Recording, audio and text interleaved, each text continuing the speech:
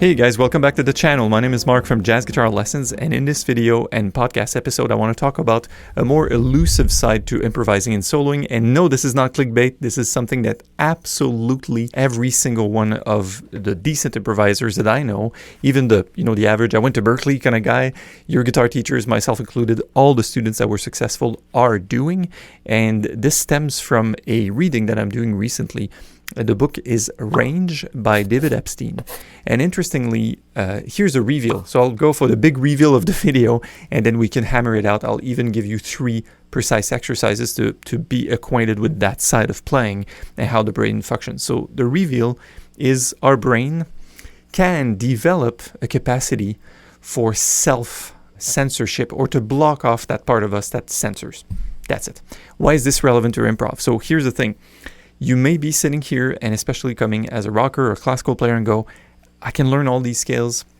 I learned the harmonies to the tunes. I know the scales, the chords with the ninths and stuff, but there's no way I can do this in real time. So this is what we're about to address. So it's less language and vocabulary and scales and stuff, and more about the how, but it's very nuanced. So bear with me, humor me for just a second. So here's the anecdote. As a kid, I was in my early 20s, I went to that MRI machine at one of the Montreal hospitals, and they were testing brains of subjects that were trained musicians versus not trained musicians. And no kidding, the week before I was in the scanner, Sting, the famous singer, Sting the Police guy, was in that same scanner for the TV show The Nature of Things with David Suzuki. So I was in that machine, and they scanned it, and they had me hear music and sometimes perform something with my index or play a few notes, and they would look at the different areas of the brain react to that. I'm not a neurosurgeon. I don't know what I'm talking about, but what I do know is that they're able to find differences in ways that people improvising music tackle information, what kind of brain areas are lighting up. All right, so that's the premise for this video. Now, they were able to construct a mini keyboard that has no metal in it, so it could be in the MRI machine, and they asked improvisers to improvise in that machine. I saw that on TV a long time ago, right? And they could find that the area of self-censorship or judgment could essentially be turned off in improvising musicians, or the good improvisers, or the decent improvisers. I don't mean like Wes Montgomery or Pat Metheny. I mean people that could improvise well enough, had that capacity. Now, bear with me a moment. Like, censorship is pretty useful. Like, if I'm doing daily life things, or if I meet new people, there are thoughts that I have that should definitely not be coming out, all right? However, if I am improvising licks and I'm playing on top of standards, I'm jamming with people, that self-censorship or that judgment may actually be a hindrance. So there's a way that, again, that's not the language, that's not the scales, the tunes, and the chords, but there's a way that trained musician can turn that off and free flow. So I want to give you more, like a few exercises in order to do that free flow right on the guitar today. It's going to be fascinating. Bear with me until the end of the video. Now, why is improv so hard to learn? So I want to bring the example of, say, chess versus soccer or football for my European friends, right? So in a game of chess, there's a learning environment in which the outcome is binary, which means there's you win, I lose, vice versa. And there's a certain number of pieces, there's a certain number of moves that could happen, right? In the book Range, the author talks about a kind learning environment. That's not his term, David Epstein, but it is from research, right? The kind learning environment has a definite outcome and also a feedback mechanism that's accurate and that's precise and that's instant, right? So I lost the chess game because that was a bad move, and that's the end of that. On the opposite side of the spectrum, there's a wicked learning environment where we may or may not get feedback, and that feedback may not be accurate. For instance, soccer. There's so many people at play. There's the ball, and there's so many strategies. It's so hard that trying to drill my way into doing that and having success, there's just too many things happening, and the feedback I may get, it may be a fluke. It may be like beginner's luck type of thing, right? So this is why improv is so hard to learn, because the outcome is not binary, and there are just so many other variables. So that's why rockers and classical players, maybe like you watching, will say, well, I have all the materials, but I can't quite improvise. So jazz, to that extent, is a bit more like a language, in that as kids, we started making sounds way before mommy picked up a grammar book and went, this is an adverb, right? So in the jazz sense, in wicked learning environment, it's just, I guess, better to do it by rote, by repeat. And I'll give you now 3 exercises that you can do either simultaneously, one after the other. They all have strengths and weaknesses, and these 3 exercises can simply help you get acquainted with that side of you that can play and perform things and have fun without the judgment side. It's not going to be instantaneous. Like I have the roommate in my head like, this is not swinging enough. Why did you play the flat 9? But this is constantly happening. But in my experience, improvising jazz is its own form of meditation, and we can work on that focus, or we can work on that flow state, on that letting go, so we don't constantly judge and then actually stop playing. So this is the kind of training we're about to do. Stay tuned. I have 3 exercises coming up. The first exercise I suggest we play together is what I would call free flow. Namely, this is going to sound completely crazy, but there's a time in my life where I would simply play things and just play things. Not trying to fit them for a scale or arpeggio. It could be a bunch of chords, could be fingerings, but to let myself be, in a way, be the observer of what's happening. So we can do it right now. Grab your guitar if you want. This is completely off the cuff. This is not prepared. You play a single note, and I'll play another one, and then play another one, and then stop a little bit. And then maybe the fingers want to go there, and then...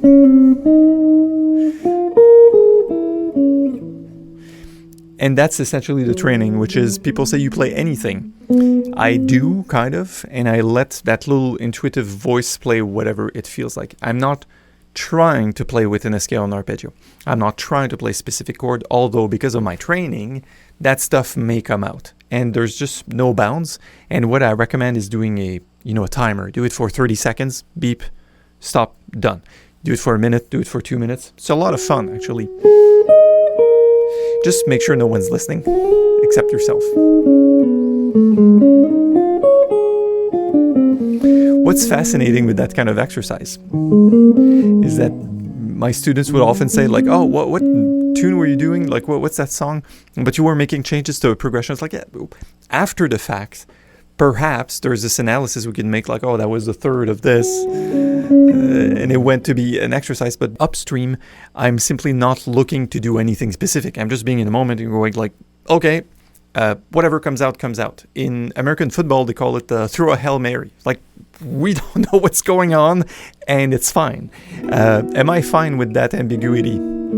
This insecurity of playing things that are ugly? Am I good with that?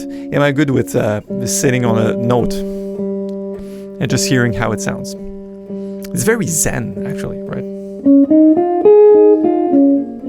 So there's 2 components to this exercise. The first one would be free flow like this. That's 1A. And then 1B, I would say, you could add the component of tempo.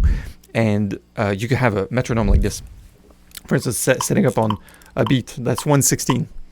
And just play along to it, right? I'm swinging.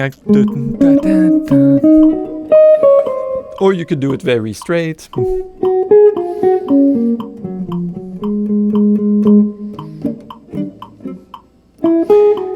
Notice the exercise is I relinquish control over whatever's going to come out. It's like it came out and that's it. A thing I love to do, and that's like call it jazz shredding, if you will. I would set it up and hear it as 2 and 4 for a fun tempo that I'm comfortable at, and just let it rip, right? So something like this. That's 76, but that's 2 and 4 the metronome. So a 1, a 2, a 1, 2, a 3.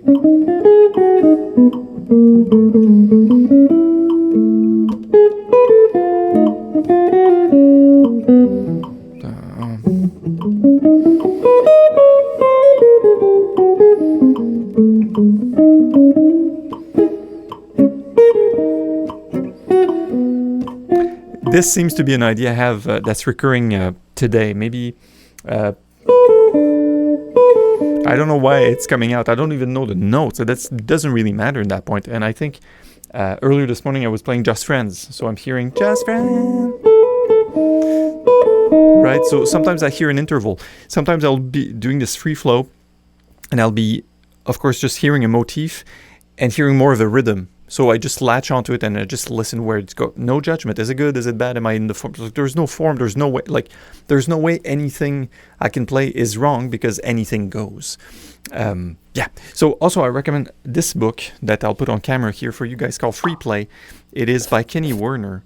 And can you see this? Yeah. So this is volume 104, and there are musical landscapes on which you can practice playing free like that.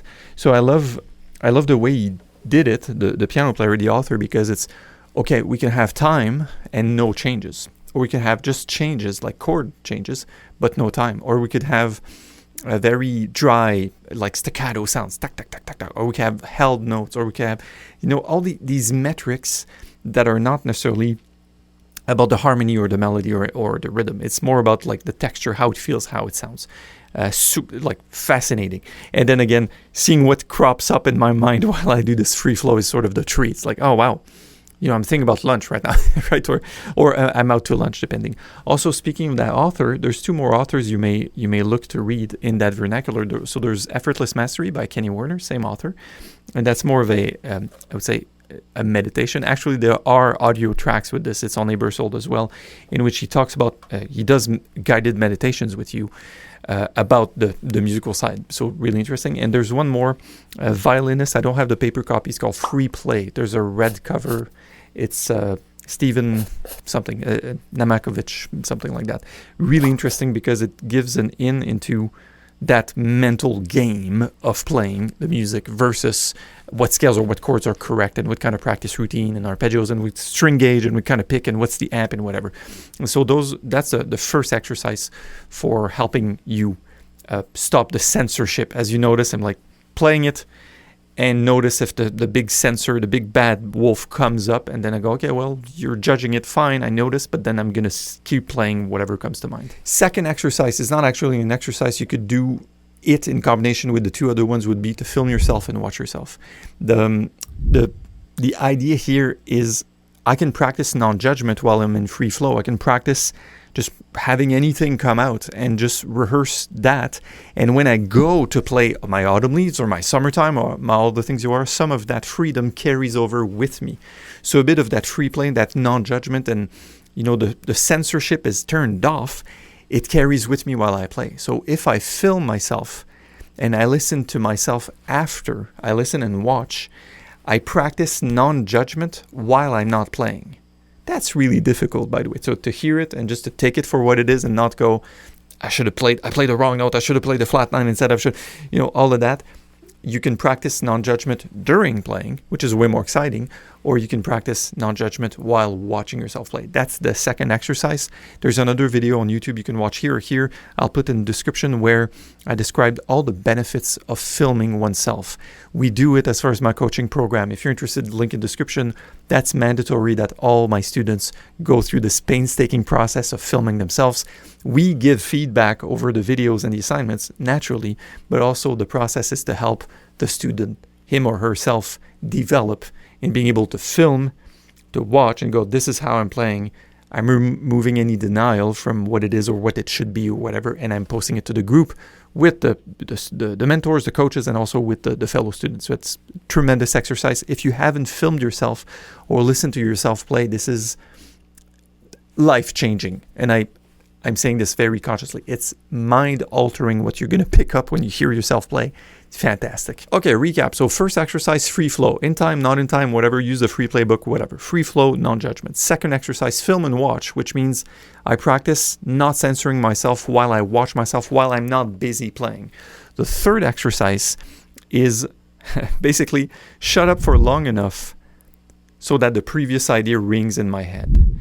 And I can do this in the moment, and I can implement this at any time. So I can do a standard improv, a blues improv, and what I do is I call this the instant replay echo, or the echo exercise.